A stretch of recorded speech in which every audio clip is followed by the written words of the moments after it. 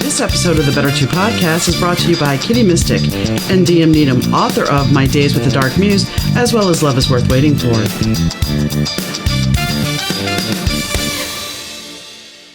Hi gang, Donna here. Today I have the pleasure of interviewing Ambika Devi. We talk about her experience with a 9th grade teacher, an English teacher, who told her, get this, that she would never amount to anything. You know, that's kind of sad when you think that you should be inspiring.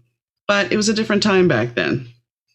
But we don't only talk about her moment with this teacher. We also talk about astrology, her writing, how she inspires others, her life coaching, as well as talking about insomnia and meditation. So stay tuned. Hi, Ambika. How are you doing? Hi, Donna. I'm doing great. Thank you for asking. I kind of slaughtered that a little bit, didn't I? You can do it again if you want. No. All right. Hi, Ambika. Hi, Donna. How are you? You're doing fine today? I am. I'm doing really well. Good. So the reason you reached out to me is, your Better 2 moment has something to do with your past. And as a writer, I can kind of relate to this. Tell us about your 9th grade English teacher. My 9th grade English teacher came down on me pretty harsh for not being able to spell. Spelling was always a challenge for me, even though I grew up with a mom who is an amazing speller. But, maybe it skipped a generation. I don't know. And she told me at one point I would never amount to anything because I couldn't spell. Now, okay, this was back in the 70s. I get it, the early 70s. And I didn't have a computer. I didn't have a spell checker. I didn't have any of that. So, okay, I get it. That was important. But then later I got a computer and a spell checker and a grammar checker. And, and when I wrote my first book, my publisher hired an editor. So there you go. That's the one thing when you really think about it. It's like when you look back at the teaching, I was in school in the 70s and 80s, and some of the way the teachers taught was not something to reinforce or empower you. Yeah, I'd have to agree, Donna, because at the same time, at the same school, another 9th grade teacher, this time geometry, and I was an advanced math student in junior high, super advanced. So I got in this guy's class, and he happened to be the husband of the head of the English department. Oh, boy. So he had a hair stuck somewhere. Yeah. Where the sun doesn't shine. And he would give me single-digit grades on my exams, on my tests. I'm talking under 10, everybody. Wow. Because I couldn't spell. I would get the L's mixed up in parallel. Maybe it was a touch of dyslexia. I don't think so, but just, challenges with that. And I ended up in summer school, private tutoring with the head of the math department, who after one lesson said, bring your mom next time and all your tests. And he went through them and gave me an A and totally got rid of the grade, because I answered all the math correctly. Yeah. I never asked him about the issue with the English teacher, but I figured because of that, I was just going to ignore it. Thank goodness I had the self-esteem to do that, because I don't know that every other kid would have been able to stand up to it. And another student also in my English class would get harassed, I'm going to say, by the teacher. And he ended up being a pretty well-known writer as well, published author. So I kind of take it as a necessary poison, that irritated me into being the writer that I am today. I went on soon after high school writing for magazines. Nice. And then newspapers, so different types of periodicals, and took my good old time with my first book, which was a novel, and then published many books since then and became a publisher.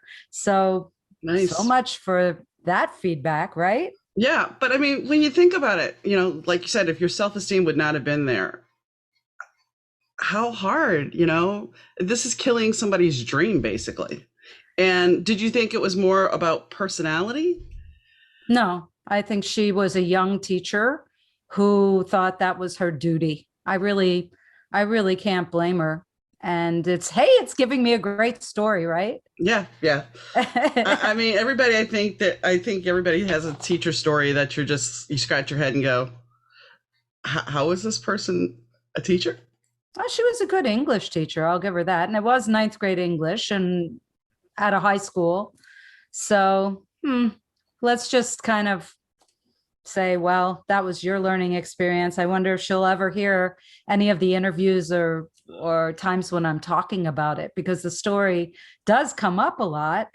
Because we like to hear stories of people overcoming adversity, and she gave me that. So I have to turn around and look at it as something I'm grateful for. I mean, I've closed that window. It obviously isn't Yeah. troubling me anymore, and I I also am part of a writing group where our motto is trust your first draft. So that really helps to just keep writing. In my journal, I can go over what I write and see all kinds of mistakes now, because from working in different periodicals with amazing line editors and creative directors, and then working on books with different editors, I've learned and increased my abilities so much.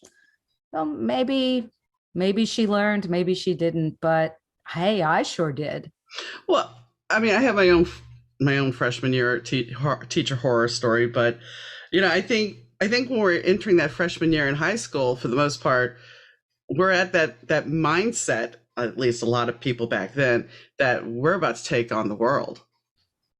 Definitely. I came from a small, very nurturing school into a bigger one, but I have to say I was really feeling very advanced, and it it created a little bit of self-doubt. But then I went on to have a much better English teacher in my sophomore year who really understood my taste of what I wanted to read and was really forgiving of assigned reading if I could come up with something and challenge to read something else. So distinct contrast to that first teacher, and I never encountered her again in a classroom. Well, and I think, the fact that a teacher was willing to allow you to read outside the standardized books. I was talking to somebody recently on the show about the fact that she didn't learn like everybody else. So she would ask her teachers if she could go out in the hall and create some kind of dance routine to represent. And most of her teachers allowed her to do that. And that's how it was always extra credit, but that's how she ended up passing, because she couldn't learn like a normal student. And I think especially 70s, 80s, I think it's gotten a little bit different now. Oh, but yes. we had such this rigid idea of what you were going to learn. My horror story is about my art teacher. Really? Freshman art teacher. Oh, I'm sad to hear that. She was a young teacher. But and this is what really is mind-boggling, because she's an art teacher. And I remember this clear as day. She came over, we're drawing a still life, and she came over and she's like, that's not right. Okay. All right. So I would redraw it. This happened about 5 or 6 times. Finally, on the 6th time, she had sketched what she saw. And so I traced over what she saw. And she comes back over to my desk and says, that's not right. This is where your vibrato from your freshman year of So I just looked at her and said, that's funny, because you actually sketched it and I just traced over it. Guess who failed art that year? You did? Wow. I flunked art. She told me at one point. That doesn't even make sense. That doesn't even compute for me. I taught high school and junior high art for a while. And I just, that something seriously wrong there. Her and I had a personality conflict, obviously, and she told me at one point, she's like, I told my mom, and my mom should have went to the school counselor or the principal, because she told me, she's like, if you bring in Chinese peppers for my Chinese cooking class, I'll pass you. And my mom said no. And at the time, I was in an all-girl Catholic school. So and wait, this is where it gets really hairy. Because I failed art, I was banned from taking art at that school because I failed it. And I ended up in summer school to make up for the credit that I missed so I could pass. And it wasn't for art, of course. But here's the funny thing. Because I ended up in summer school, I ended up with a course that I had to take when I transferred schools, which I would not have had otherwise. So in a roundabout way, it worked. And when I transferred schools, I had two other art teachers. I ended up taking art again. And my next art teacher, he absolutely adored my work. Good. So, it's one of those things where it's like, I know looking back, it was a personality conflict. Most definitely. She did not like being challenged. But the fact of the matter is, if in art, and as an art teacher, I may not see it identically as you're going to see it. Same thing as being a writer. Absolutely. And that's expression. How could we tell somebody their expression is wrong? That saddens me. Well, it's kind of the same thing with the writing, because granted, it was spelling, it was technical issue, but if your actual writing was still good, don't quash somebody's dream. Right, on composition and storyline, definitely. There's so much more that goes into it. If I knew back then what I know now, I would have stood up to her and said, I'm not planning on being a line editor. I'm planning on being a creative writer. Maybe you're not getting me. The other thing that also was said to me by her, and this one I did stand right up to, she said that I had no grasp of metaphor. And that's something that critics have praised me on as a professional writer. But back then I had the wherewithal to say to her, I don't think you understand my metaphors. So I had the wisdom to say that to her. I think that kind of evened the playing field a bit. But I can see where, if you stood up to her, I can see where the husband had the issue, because I'm sure she went home and said, oh, no. Okay. That wasn't her husband. Okay. The geometry teacher was the husband of the head of the English department. Oh, okay. A much older woman. Okay. Then I apologize. Oh, no problem. But I can understand. Hey, it could have. Because you said head of English department doesn't necessarily mean that a young person wouldn't have that job. Right. But that was not her. She was a relatively new teacher. She was in her early 20s. And I was in my 20s when I was teaching. So when I was teaching secondary school. So I get that. Did you enjoy teaching? I do. I still do. I have been a teacher all my life, and teaching a variety of things. I taught art for a short period, but then my own personal creative expression translated into making my book covers. So I've done the artwork for most of my book covers. And I also really value my parents, because they didn't let that sort of stuff eat at me. And they saw my creativity as important. So I think that was also a big reason why I was able to move through that and not let it just stop me in my tracks. Having the support system there is a very important thing. It is. When I failed art, I was not very well supported at first.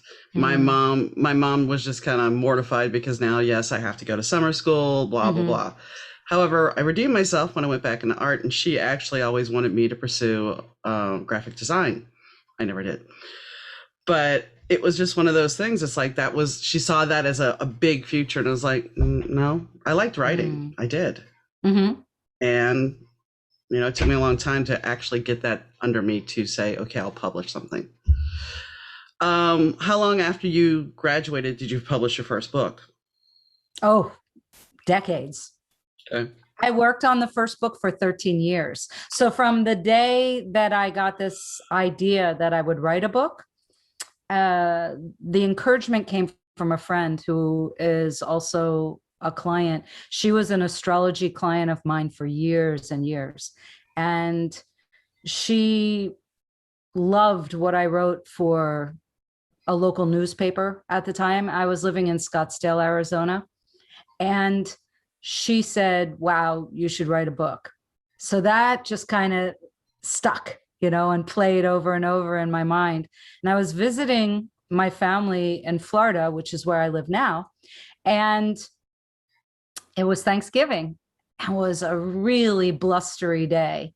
And after eating quite a bit, I went for a long beach walk. And it was one of those days where you can't tell the difference between the spray from the ocean and the air. It was just fog. I'm walking through fog and it's loud. There were really loud crashing waves. And I remember talking to myself out loud, which I sometimes do. And we all do. We just don't all admit it. I admit it freely. And asking out loud, what the heck do you want me to do with this? Because it was running through my mind. And then I got the idea of a dedication to my friend who had suggested that I do this.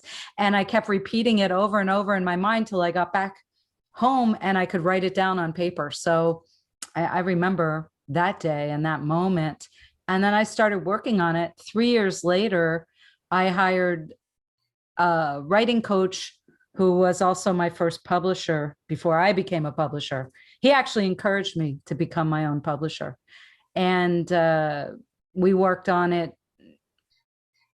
mostly as a writing coach, not specifically on the book, but he triggered a lot of great ideas. And then that first book, which is called Lilith, became into being. And he then took it on as a publishing project and gave me an amazing editor to work with, who was what I would consider a creative as well as a line editor. And she really helped me get that into shape. So I'm super grateful for her work on that. She's retired since then, but she did work on my second book with me as well. I think that's overcoming the issues with grammar and things of that nature that you were speaking of. I mean, I think that's where a lot of people get hung up, that it's not good enough. That even though you have a fantastic story, it's not good enough. I think everybody has stories to tell. This is the podcast. I mean, everybody's got a story here. Absolutely. That's what attracted me to connect with you, because I am such a firm believer in that. And there's a craft to it, to writing, and there are different audiences. And with any creative project, whether it's visual art or expression through dance or music or writing, I think the most important advice I could give anyone is do what makes you happy. Don't try to please a particular set of people, because if that's not what you really love, then you're going to end up having to talk about it and do it a lot. So stay true to yourself and your own creative spark. I agree. I 100% agree. And it took me 30 years to publish my first book. I wrote 2 short stories 20 years after I started working on my first book, but it was just one of those things where I was so in my head about worrying about the perfection of it. And that's a big thing for a lot of writers, I think, is the worrying about the perfection of the grammar and everything else. And I remember going to a bookstore with my husband. I had gotten a Christmas card from Borders. Some people may remember Borders, some don't.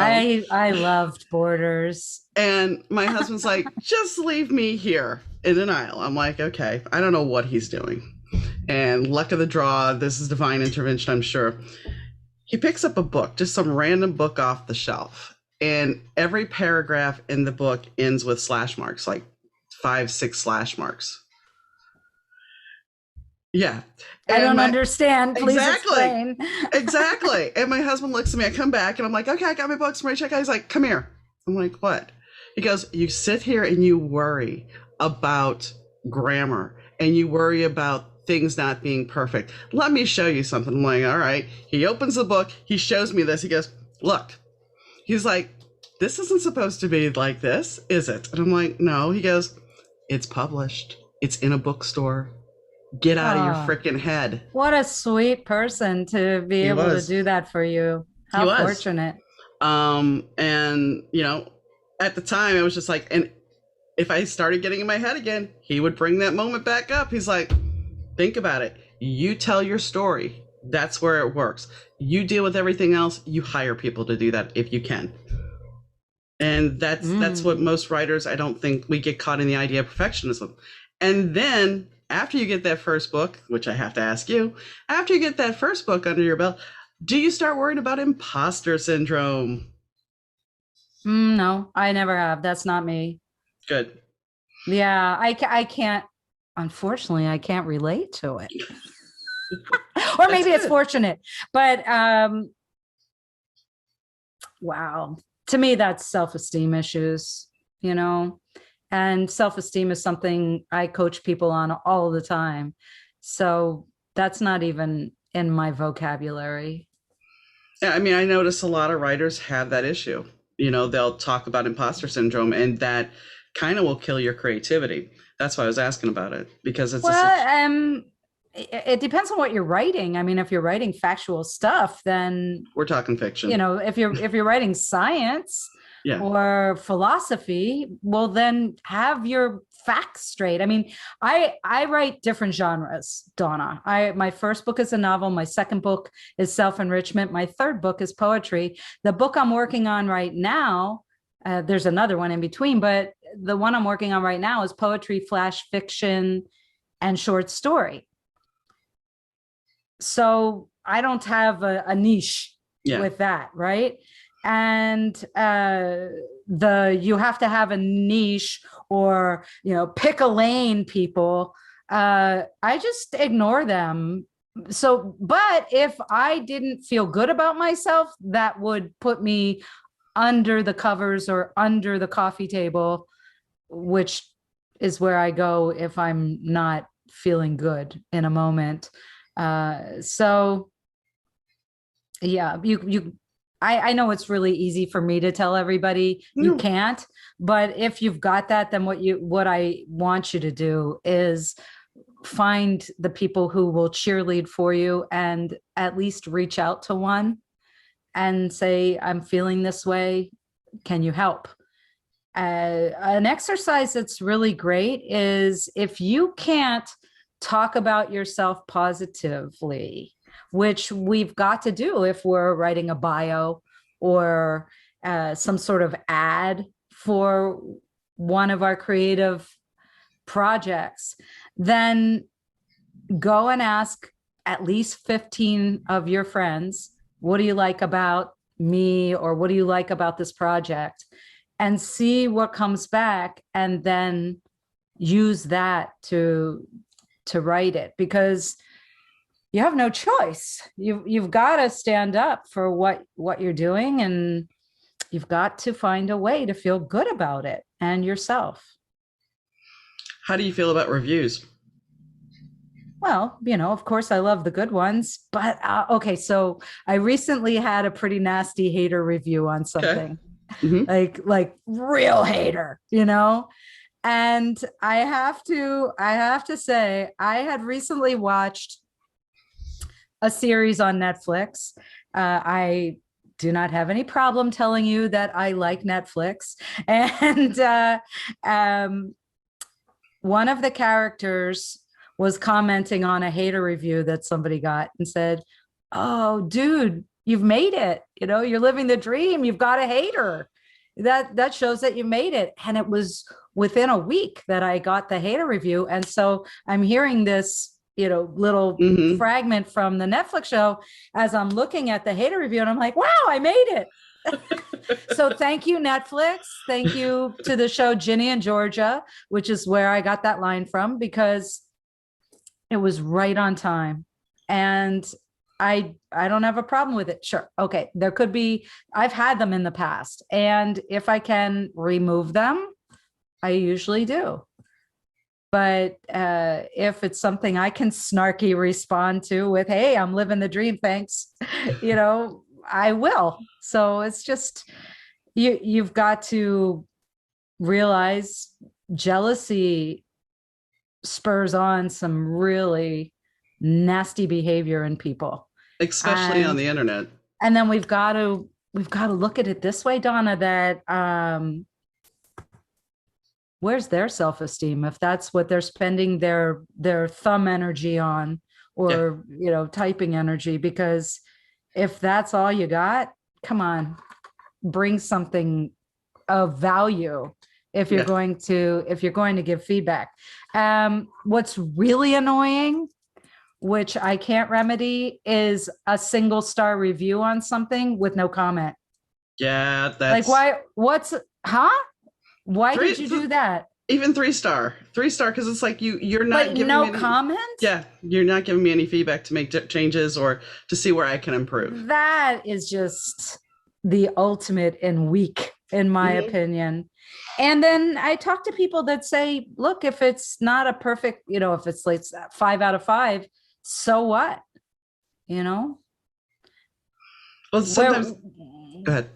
Oh, we're at the mercy of this kind of behavior. Mm-hmm. And people are allowed to leave stars without comments. So what can we do? Yeah. I mean, I had somebody on TikTok comment that I should use taupe or blonde in my eyebrows. And I'm like, excuse me, they're my natural eyebrows. What do you? Well, then, but here's the funny thing. I went to her profile and guess what? She has no videos posted. So she's not even putting herself out there. Right. That's so typical. Yeah. It's like, really? So you're going to come after me for something that's natural. And I mean, if it's still bugging you, write the person a private message and, let them know you hope their self-esteem rises up sometime soon. Nah, I let it go. I just brought it up because it's one of those things where we're talking about armchair jockeys. It's like I can sit here and be a bully without any repercussions. The funniest 3-star review I had was for my first book, and my friends were like, well, are you upset? I'm like, no. She said she hated the characters, hated the book, but she couldn't believe she finished it. And I'm like, okay. Yeah, that's weird. Here's the thing. I said to myself, firstly, you finished the book. Secondly, right. I made you feel anger. So at least I made you feel I'm emotionally connected with you. But it gets better. So when I re-released the book and had it professionally edited, changed the cover, she bought it and read it again and left me a 3-star review.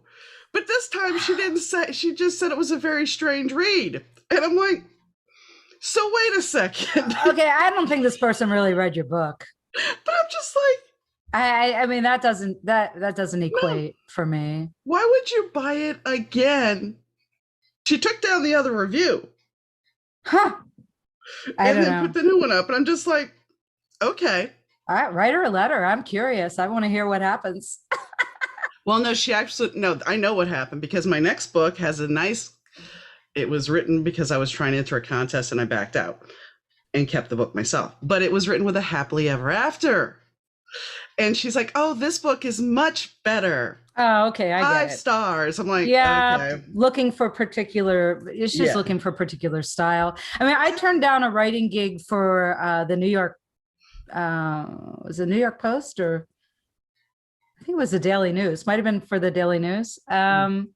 Was for the astrology column.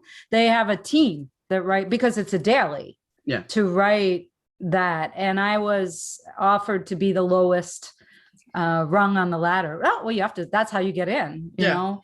But what you're doing is in a team like that, you're writing for somebody else. You're ghostwriting. Right. And I took the interview and the challenge of going through the process because it was the first offer I received for something like that, to write horoscopes. And at the time I wanted it. And it was also something suggested by a creative writing teacher. So I got the possibility just because of that. So I had to go through the process. And the feedback was, your style's a little intense, and it would have to change in order to write for this column. And so I said, thank you so much for the feedback, but I'm going to pass on the offer, because I didn't want to change my writing style. Good on you.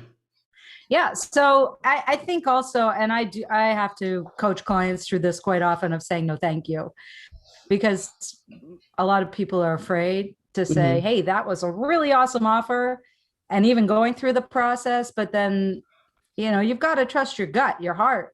If this doesn't feel right, like I said with your situation earlier, if you're not happy with your creative process, stop it. There's no, don't do it. I wouldn't want to have to do creative output repeatedly and not like what I'm doing. Why would you do that? It becomes, even though writing may be a passion, at a certain point, if you're doing that, it becomes a soul-sucking venture. Well, then it's a crappy job that you don't really want anyway. Why would you do that? Yeah. But I think when artists, because they get into this mindset of difficulty in pursuing their art as a vocation, it can get really confusing for a lot of people. And because it is related to their creative choice, we'll take it on. But I encourage you to say no, thank you, as soon as possible. Well, and that's the thing about being a creative, is there are a lot of people that will be like, well, if you help me here, I'll give you a spot. It's free advertisement. And it's not really free advertisement, because you've given them something. Oh, what, writing for periodicals? Yeah. Yeah. Getting paid from them is a challenge. I imagine especially if they're young or newer publications. So I'd much rather just put articles out for a good byline than wrestle around with publishers to get paid for articles, like, in periodicals, because that can be challenging. It just depends. And I think that's a big thing now, that people are just writing articles to put in periodicals just to get their name out there. They're not doing it necessarily for the compensation. Well, this happened in the music. I was in the music business for a while too. So I've been in visual art, music, writing, a lot of the creative arts. And as a musician, even working in a pro level for agents who were booking my bands, they would come and try and get you down to a ridiculously low fee because you're doing a gig for other agents, or travel people, which I bit 2 times. The third time I said no, thank you, because we never got anything from that. So, and the idea behind it, I think the behavior pattern is because, well, you're doing your art, you must enjoy it. So why not just do this one for free for me, or for nothing, next to nothing? And saying no for a creative is a very tricky process to learn how to do. And I know a lot of people struggle and try to get published by big labels. I always encourage my writers who come to me for coaching to self-publish. Definitely start there, because then if something gets picked up later and you go through a re-editing and a reissuing, like you did with the book you described earlier, Donna, that's a much more sound way to go through it. Like the story I was going to write for the company, for the contest, when I ended up retaining the rights, I ended up bringing that story, because I didn't enter, when I ended up bringing that story into the world that I'm creating. So it's set further in the future in that world, but it's in part of that world. There are characters that are in that original book that are in this book. And there's a 14-year time span between the 2 books.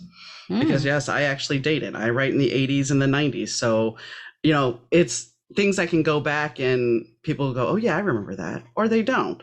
But the fact of the matter is, when you self-publish, you retain most of your creative control.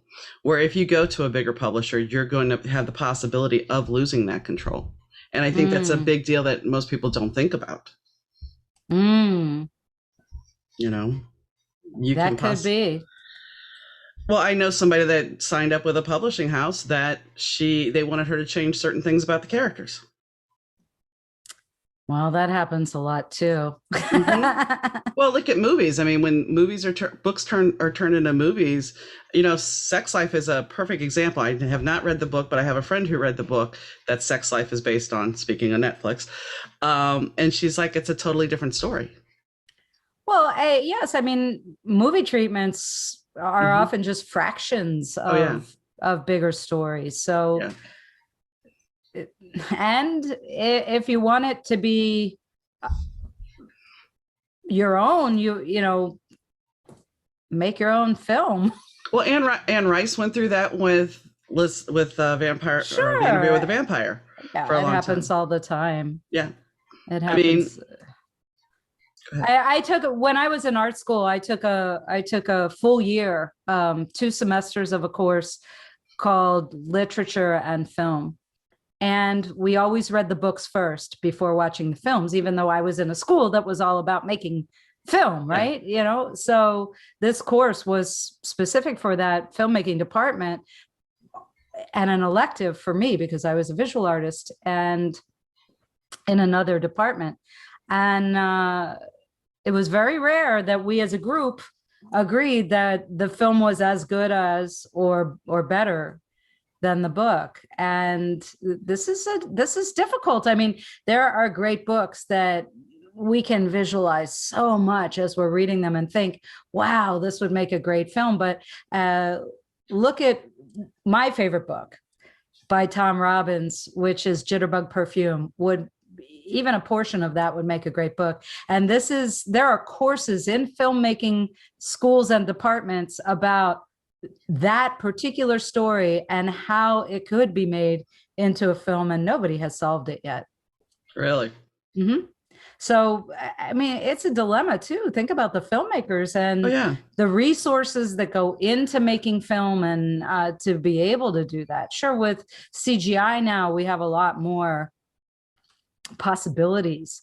And, there's always animation, but it's challenging. From working on a TV show I worked on a 6-episode TV show, never got picked up, but I worked on it. We filmed them, we did, and it went through many incarnations.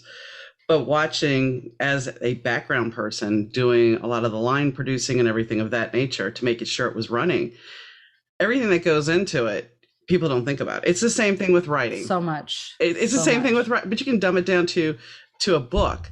Somebody is more willing to pay $4 for a latte over at certain coffee shops, but they don't realize all that comes into a book.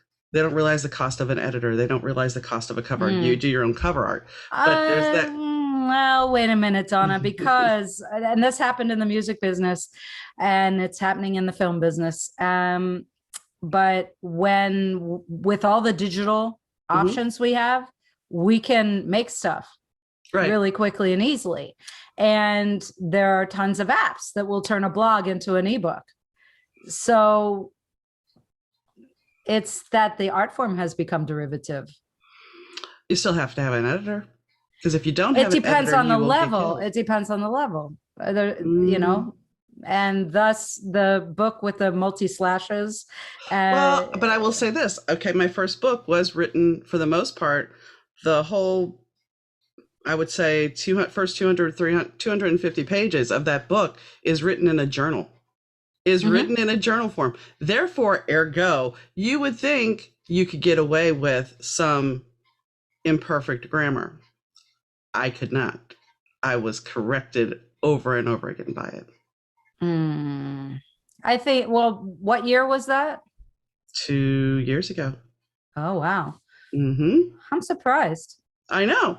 But that's surprised. Why I was like, it's imperfect grammar, but it's somebody's journal. So if you really are writing in somebody's journal, it's, as you were saying earlier about your own personal journal, it is going to be riddled with errors.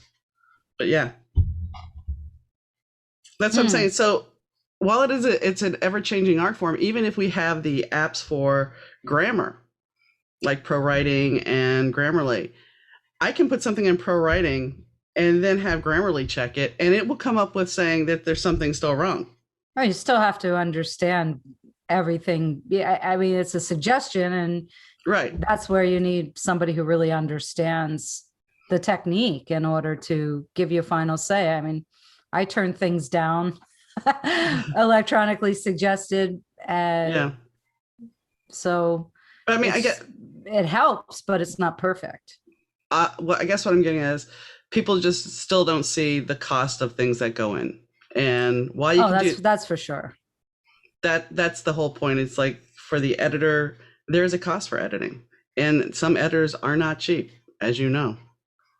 So the good ones. Yeah. I mean, when it, you're like, oh, it's a penny a word. Okay. Well, when you have 100,000 words, that's, a lot of pennies. Yeah. I mean, it adds up, and people don't see that. And I think they're like, well, I don't want to pay that much for a book. Okay. Or I mean, and this really gets back to, you were talking about making it, books being pirated. People. Well, that happens in everything. Oh, yeah, I know. I'm just saying, they're like, well, it's pirated. So what? And yes, it happens with music. It happens with everything. I know. And I think it's digital technology. Yeah. So it's an interesting thing. So what made you decide to study astrology? Oh, I became fascinated as a child. And as I mentioned earlier, my mother was really into books. And we had a standing once a week date to go to a bookstore. And once a month, I was given the opportunity to purchase something. So at one point, I purchased a book about astrology and became fascinated with the math because I loved math, and started to self-teach. And then when I turned 18, I gave myself a gift of going to an astrologer. Nice. And then in my 20s, one of my students at a school where I taught, his mother was a famous astrologer. So she wanted to meet me because I really encouraged her son a lot and helped him. He had come from a bad situation in a previous school. This was a small private school.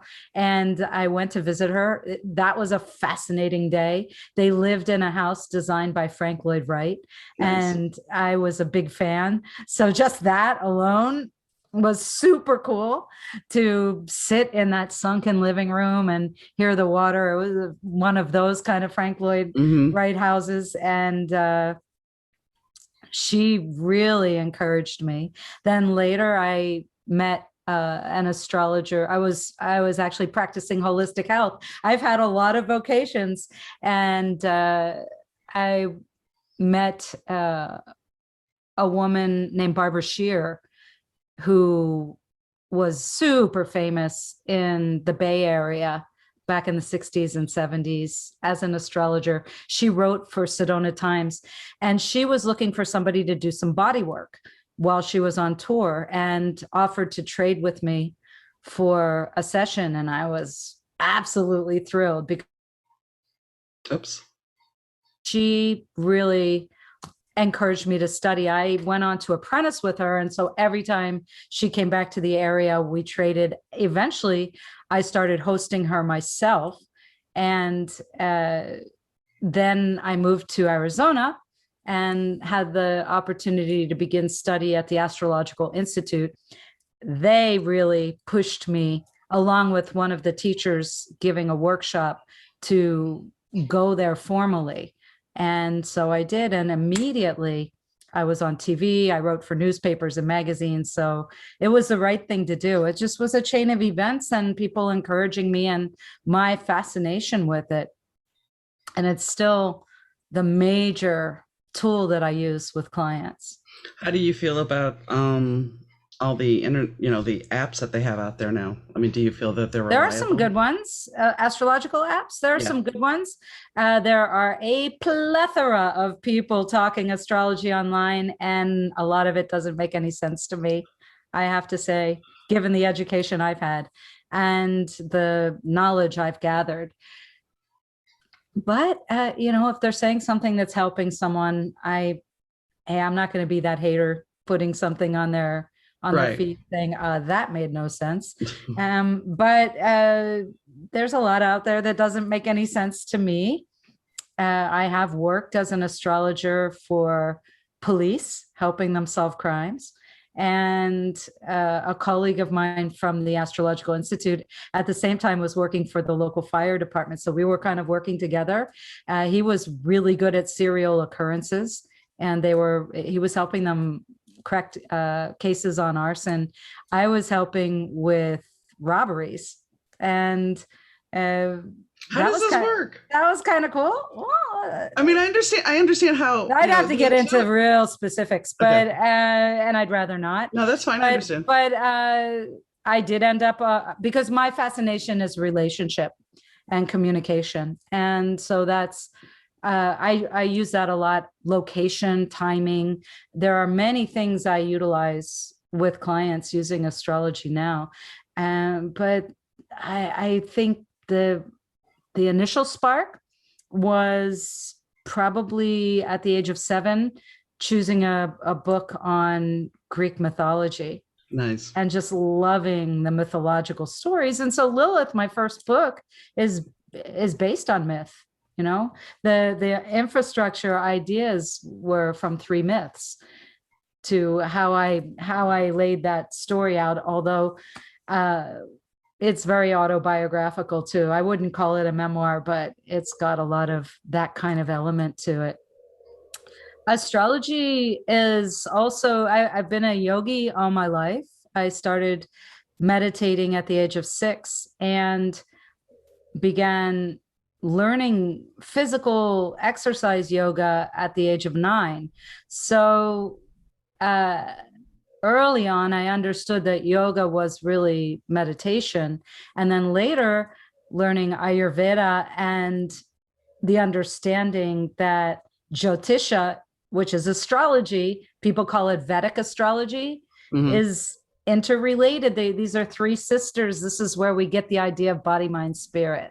Okay. So body, mind, spirit, which is a phrase I think pretty much any English speaker could give you a little info about. And that is a direct translation of body, which is Ayurveda, because that is the science of the physical realm. Mind, which is yoga, which is the science of the mind. And Jyotisha, which is the science of light, the stars, the planets, astrology. These are all interwoven and interrelated. Yoga became an exercise program here in the West back in the 60s and became popularized then. It is now associated as strictly the asana practice, which is the physical postures, and we can see that the meditation has kind of faded off of it a little bit, but is having a reprise now.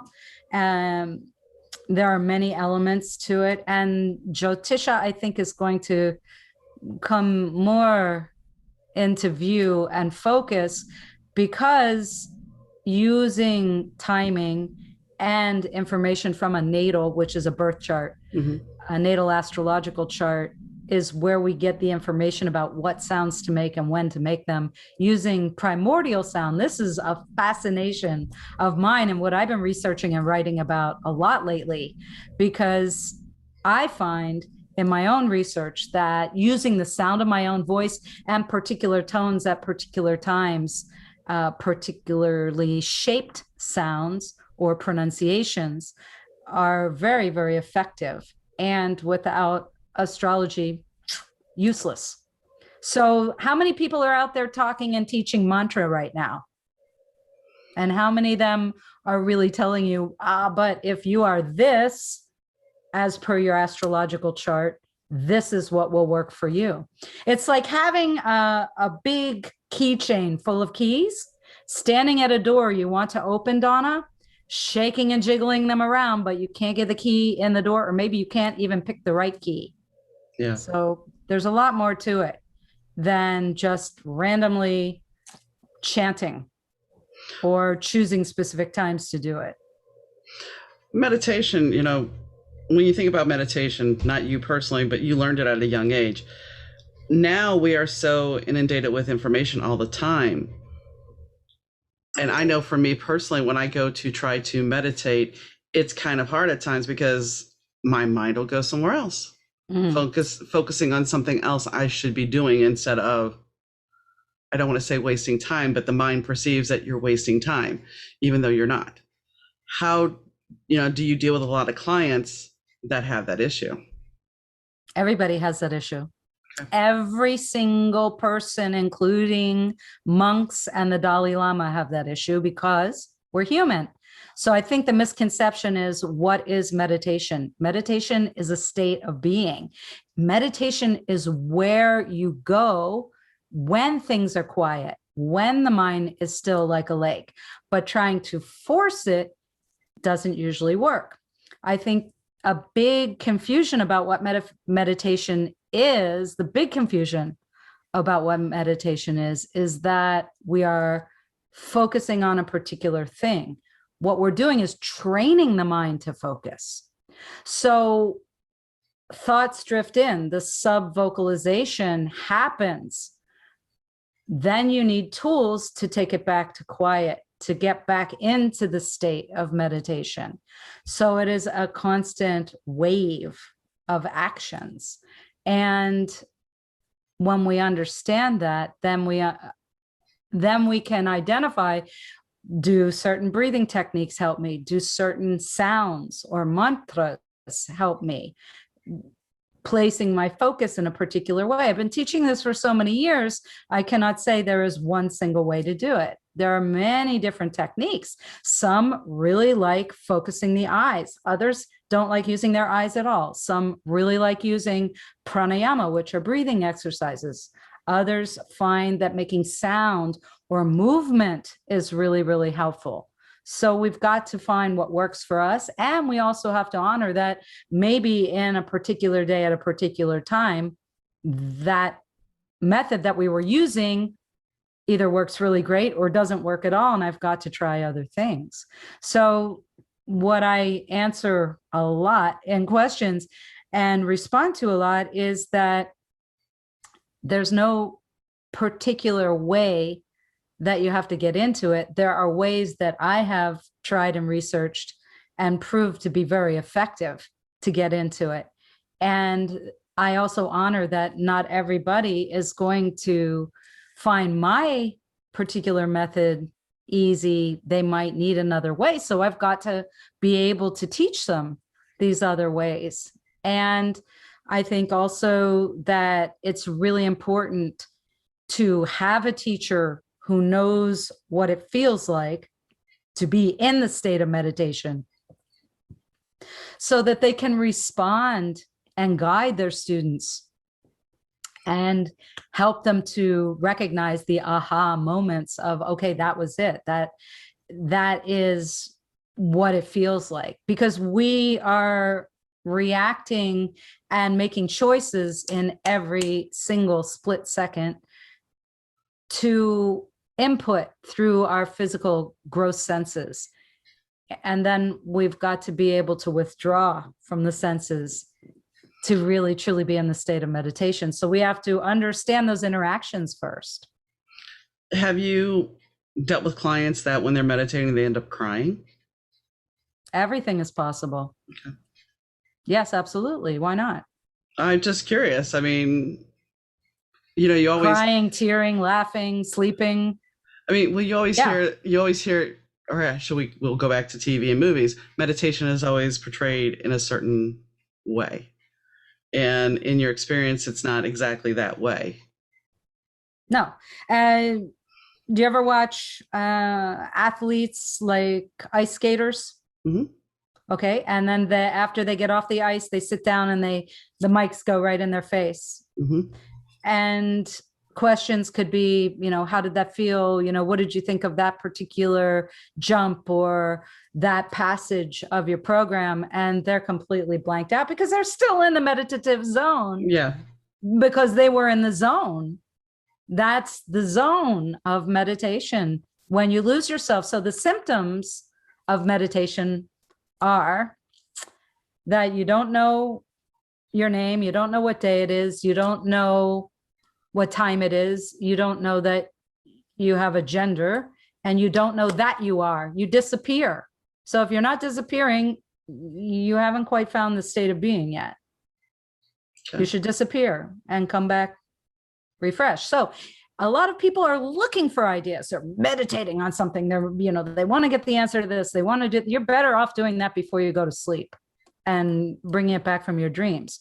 While you're in the state of meditation, you are nothing. You don't exist. You have merged with your true beingness. So when I say you're nothing in this physical world. Mm-hmm. You're not what you think you were. And when you come out of it and you come back and blink your eyes and you realize, okay, I'm in a body. I'm this thing we call Ambika. I'm this thing we call female. In that moment of returning, that's when the inspired ideas come through. So stop looking for it in a state. Just relax. So if you fall asleep. You were exhausted. Great. You triggered some deep sleep. You needed that. So look, I have a podcast, Donna, called Meditate with Ambika.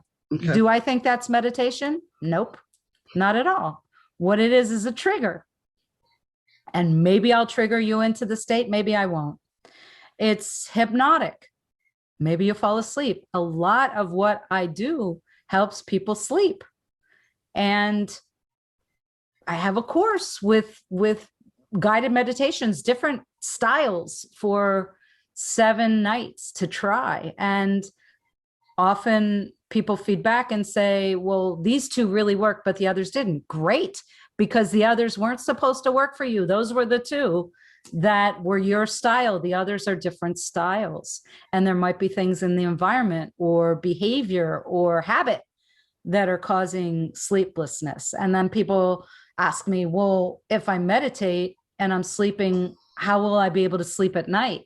Well, believe it or not, you'll sleep better, even if you took a nap from a guided meditation. And I would have named it Creative Visualization Guided Style Meditation with Ambika, but that's a really mouthy title. Yeah. So meditate, and people associate guided meditation with meditation. That's fine, because it can trigger the state, but it may not. It might just be entertainment. Anything we listen to, anything we're using our eyes for is entertaining. So yes, it could be quieting, calming, pacifying the mind, but it may not be the true trigger for you to get into the state of meditation. So what I have found is particular sounds and particular breathing indeed does it really quick and very efficiently. Have you seen an increase over the years in insomnia with people? Oh, yes. Big time. That's why I made a course to help. I call it end sleep envy, because and the subtitle, Stop Telling 2 a.m. Your Secrets. As a writer, you'll like that. Yeah. And yeah, because I think the worst is when we fall asleep, and we're sleeping really deep, and all of a sudden we wake up and we look at the clock and it's, after 2 and before 5. Yeah. Yeah. That's anybody a member of that club? And then you're lying there with your pillow going, okay, now what do I do? Well, if you're a writer, you can get up and work on what you're writing, or you can watch your thoughts. But if you really want to get back to sleep, then there's a few little techniques I have that can definitely help. Yeah, usually, as long as I don't consciously think when I wake up and I force myself to go back to sleep, I'm like, you're going back to sleep, and I don't let something else enter my head, I'm good. But I have a bad propensity, especially early in the morning, that I'll have one of my characters come to me with ideas, and I'm like, no, I need sleep. And they'll just continue with the idea until I go and write. So if you can keep your eyes closed and not let any light in, that can be helpful to dive back in. But when those characters wake us up, I think we should go write. Yeah. 95% of the time, this is very true. So what else besides meditation? And you also offer a writing course too. Well, I work one-on-one with writers, and the types of writers that I find coming to me for coaching are often wanting some guidance on their creative process. So really developing characters or trying to figure out where the story is and story development. Those are the things I really enjoy working with writers on. If somebody needs editing, I'll send them to a colleague. But you have astrology you offer to your clients. You have the meditation and the insomnia and the coaching for writing. Is there anything else I'm missing besides your books? Life coaching and relationship counseling too. And these all find their way into my writing. The book I'm working on right now is about love and relationships. So obviously all of that relationship counseling and coaching and my personal experience has found its way into this new book I'm working on right now. I think that's usually the way it works too, isn't it? Your personal experience sometimes bleeds into your writing a lot of the time. I think when it's good, yes. Yeah, I agree. I agree. Well, I thank you for chatting with me. It's been very interesting, and I'm going to go ahead and sign off. So thank you, and take care, guys.